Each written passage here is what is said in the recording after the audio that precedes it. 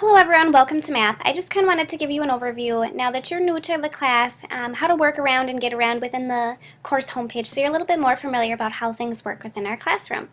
This is currently, you can see up here that this is actually a pre-algebra course. However, all of our courses look very similar, so I just chose one in the middle that we can work through together. Up here at the very top, you will see that there's a toolbar, and it says yours will look a little bit different than mine. The thing that you will most use in this class is this drop box right here. On the very front course homepage, you also will see that there's an announcements page. This things to do in math each day is always there. As you can see, it's from there since August 14th.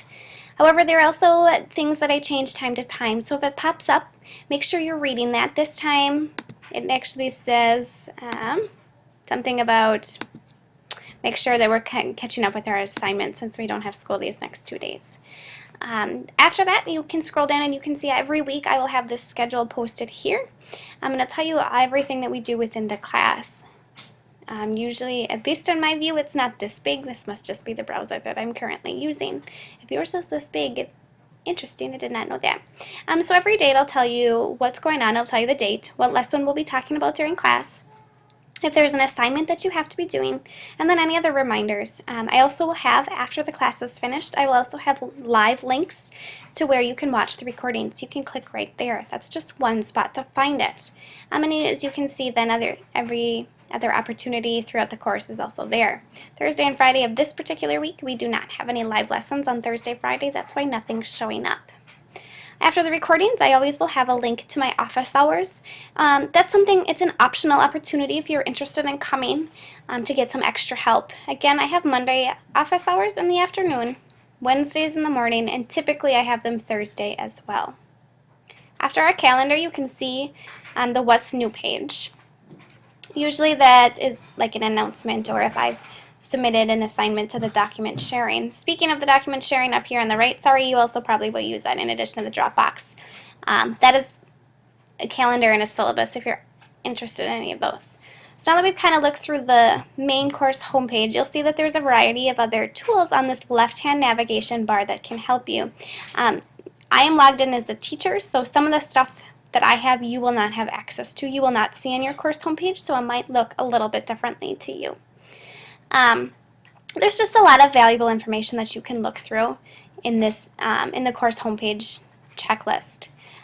Probably wondering by now, well, how do I access my assignments and where do I go? Well, at this point in the year, we probably are in a different unit, so again, just go with this. This is a pre-algebra class as well. You can click wherever we are at, you can click on these units, and then it'll bring you to the Unit 1, and then all of these lessons are where your assignment is. So usually there's a lesson, like I'm just choosing Unit 1.02, and it's going to have some information. It'll have a few slides, depending on the course. 6th grade math doesn't have as many slides, pre-algebra doesn't have it as many. The further that you go, the algebra and the geometry, you're going to see a lot more content. Then after you complete the quiz, the lesson, there will be a quiz for you to take. Now there are 5-question quizzes, or there are 3-question quizzes, and so you can just submit them. I'm obviously not going to take it, but you'd hit the begin button, and then that would be how you'd submit your assignment for lesson 1.02. That is one way to access that. If we go back to our course homepage up here in the top left, you'll see that we're actually in Unit 2, Lesson 13, so you can go to Lesson 2, then all the way down to the 13, the 2.13, and that would be where we are today in class. So again, using this left-hand navigation bar is one way to access your assignments. The other way is on our course homepage, on that main page that we first looked at. And on the very bottom, there is going to be a course checklist. And if you click on that course checklist,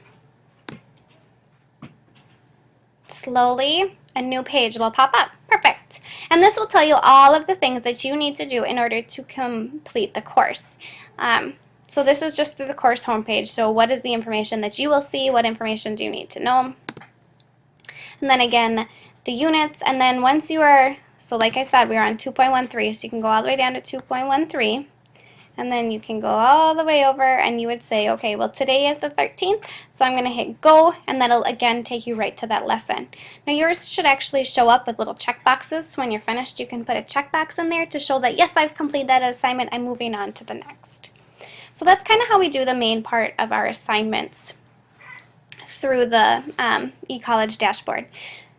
When there's also a second portion of our grade in math. Now I don't want to pull up any grades, and I don't want to show you the grade book at the moment. That would be right here. That is something you can access, but since this is a live classroom, I am not going to share student data. So we're just going to go to our Dropbox here, and this is the second thing that is required of you each week. Now, you can see that since I've last corrected assignments, I have a few students that have submitted an assignment, which is fantastic. So this is, in every class, you're going to have something to submit to the Dropbox. Most of it is going to be part 2s of final unit tests. So in pre-algebra, algebra, continuing algebra, you are going to see that every test you take, if we scroll to this navigation, is going to say you have a part 1 test and then you have a part 2 test. Well, the part 1s are always going to be teacher graded, and the part 2s are always the part 1s are computer graded, the part 2s are teacher graded. And you have to save a Word document, or you can choose to save it as a PDF, and then you'd submit it through this Dropbox. So all it becomes is, again, yours looks a little bit different. You'd say send an email, attach the document that you did your work in, and then send it. It sends right to the teacher, to me, and then I grade it and send it back. We also, in this Dropbox, so these you can see are all these unit test part 2s. We also have on the very, very bottom, now everybody's Dropbox looks a little bit different because everybody's course has different assignments that are filled in there. 6th grade doesn't have part 2 assignments. They actually have like little investigations and portfolio assignments. So those would also be submitted through the Dropbox. You just, again, this is pre-algebra, so it's only going to be very specific content to this particular course. So if we scroll all the way to the bottom, though, you can see in every class this will be at the bottom how I labeled week 2, week 3, week 4, week 5, week 6. Now, if you've been enrolled since the very first week of school, you have been submitting your mystery numbers. But if you are new, then these should be excused depending on when you came into class. So right now we are currently on week 6, October 13th through the 15th, and again, I don't want to pull this up because there's students in there, so we'll pull up an old one.